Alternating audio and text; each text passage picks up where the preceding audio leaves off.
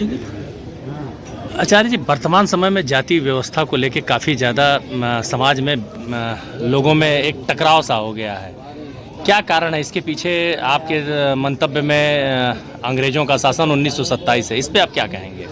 नहीं, इसमें जाति व्यवस्था निसंदेह बहुत बुरी बात है। जो समाज के बीच में जाति व्यवस्था प्रचलित है, ये निश्चित रूप से बुरी बात है। हालांकि जाति शब्द का सीधा सीधा जो शाब्दिक अर्थ है वो जन्म है जी। आकृति जाति लिंगाख्या सूत्र है दर्शन का, और कहते हैं समान प्रसवातिनी का इति जाति, जिनका प्रसव एक तरह से होता है उनकी एक जाति होती है। तो सारे मनुष्यों का प्रसव एक तरह से होता है, इसलिए सबकी एक जाति है, मनुष्य जाति। इसी तरह से आकृति जाति लिंगाख्या, जिनकी आकृति एक जैसी हो, जिनका जन्म प्रसव का तरीका एक जैसा हो और जिनके पहचान के लक्षण एक जैसे हो, उन सबकी एक जाति है। तो जाति में तो अंतर है ही नहीं मनुष्यों की। हाँ, जो लोगों ने वर्ग भेद पैदा कर दिया और उस वर्ग भेद को जाति कहना शुरू कर दिया, ये वर्ग भेद 1835 में जब एजुकेशन एक्ट आया और 1860 में जो आईपीसी बनी लॉर्ड मैकाले की, उसके बाद वर्ग विभाजन को वास्तव में जातीय अमली जामा पहनाया गया। और ये साइमन कमीशन तक आते आते 1927 तक, जिसका विरोध करते हुए लाला लाजपत राय का बलिदान हुआ। पंडित मदन मोहन मालवीय उसमें बच गए। आपके यहाँ बनारस हिंदू विश्वविद्यालय है जो स्थापित किया था उन्होंने, तो वो दोनों लोग लड़े हैं, और वो लड़े इसलिए 127 जातियों को क्रिमिनल ट्राइब्स घोषित कर दिया गया। इसे ढूंढने की जरूरत नहीं, विकिपीडिया पे पड़ा हुआ है, आप अच्छे से ढूंढ सकते हैं। तो ये जाति, अब कहाँ तक आप जबलपुर में, मध्य प्रदेश के जबलपुर में दुर्गावती नाम की एक रानी हुई जो बहुत अच्छी क्षत्रिया हुई, उनके वंशज आज SC ST में काउंट किए जाते हैं।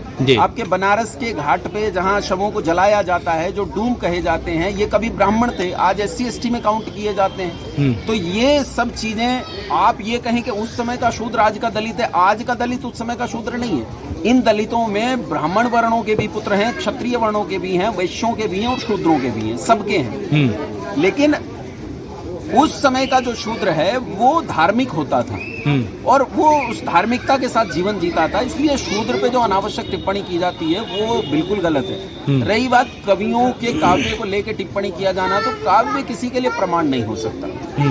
काव्य का भी प्रमाण नहीं होता। प्रमाण होगा धर्मशास्त्र। धर्मशास्त्र आपके पास वेद है, या जो वेदानुकूल ग्रंथ है, जो वेद के अनुकूल ग्रंथ है वही धर्मशास्त्र है। उनमें यदि कहीं लिखा हो तो गलत है, नहीं लिखा तो उसे मानने का कोई मतलब नहीं बनता। तो जो अभी वर्तमान में रामचरितमानस को लेके काफी राजनीति हो रही है, इस पे क्या आप कहेंगे? और यहाँ तक कि कहा गया कि उसे जो है धर्म ग्रंथ घोषित कर दिया जाए।